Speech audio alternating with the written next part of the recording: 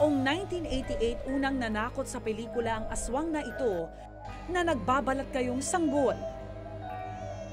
At ngayon ngang buwan ng Oktubre, muling nagbabalik ang anak ni Janice. Sa remake ng pelikulang Tiyanak. Ayon sa kwento, nakapulot ng sanggol sa kagubatan ang dalagang si Maddie na ginagampanan ng aktres na si Solenn Yusaf. Ang hindi nila alam na ang cute na sanggol, isa palang nakakata-cute na tiyanak. Pero lingid sa kaalaman ng marami, maski sa tunay na buhay, nakararanas umano si Solenn ng mga kababalaghan. Hi, Solenn! Hi, hello! Wow! Mukha namang totoo talaga to. I heard talaga, marunong ka ng prosthetics? Pero yung hindi ganito klaseng prosthetics. I actually learned yung mga minor prosthetics. So yung mga sugat, yung mga burns, disfigurating, gano'n. At kaya mo siya dala dahil meron kang pelikula. Yeah, bukas na lalabas yung Tiyanak reboot. Sige, pagkwentuhan pa natin yung mga proyektong ginagawa mo. Bagamat sa Pilipinas ipinanganak at lumaki si Solenn, hati raw ang paniniwala niya pagdating sa usaping multo at iba't ibang uri ng mga elemento. Tubong Paite Laguna ang kanyang ina, samantalang French naman ang kanyang ama. Maging sila, saliwa rin daw kasi ang paniniwala. Ikaw ba naniniwala ka na may mga kakaibang elemento talaga sa mundo natin? Naniniwala ko na may something, but I don't think they interfere with us.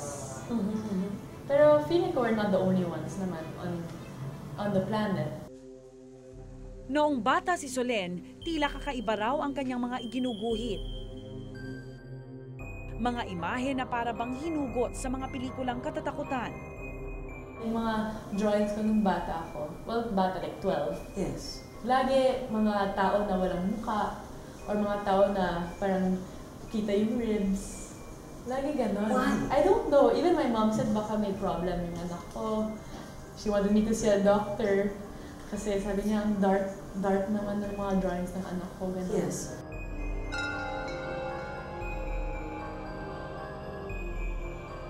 Sa buhay mo ba, Solenn, ikaw, kailan yung unang-unang nakaranas ka ng kababalaghan? O unang-una na natakot ka na kakaibang karanasan? Yung nasa Biarritz ako, sa south of France. Nandun ako for a summer trip lang for surf camp. Nasa beach lang ako, tapos kasama ko yung dalawang friends ko. And we were just walking towards the beach, mga midday ito. Tapos na-feel ko na yung isang, parang like someone grabbed me from behind. Yung super hard na pulled me back. So I just turned around and said, what the? Ulit pa ba yung mga ganyang experiences mo? Yun lang. Tapos pag nasa bahay ko lang, pag feeling, baka since alone lang ako sa house minsan, I just talk. Sometimes if I feel na someone's watching me, I just say, please don't bother me. I just talk to them.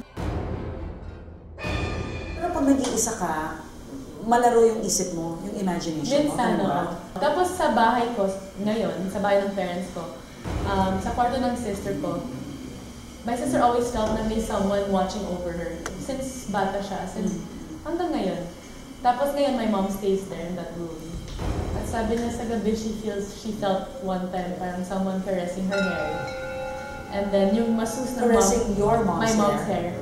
Tapos yung masus ng mom ko, sabi niya sa mom ko, parang may someone dito na parang gusto niya yung anak mo. Parang he has a crush on my sister.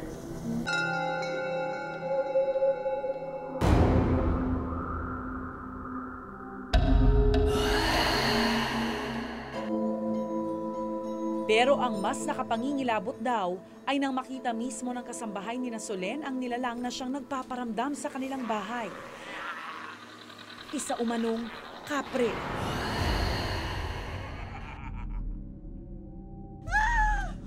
At mula noon, tila nawala na raw sa sarili ang kanilang kasambahay. She ended up daw sa Makati basement, Makati Hospital basement. Kasi nabaliw siya kasi she saw the culprit. And then she cut her finger. So we cut down the mango tree. Mango tree, nasa likod ng bahay ko.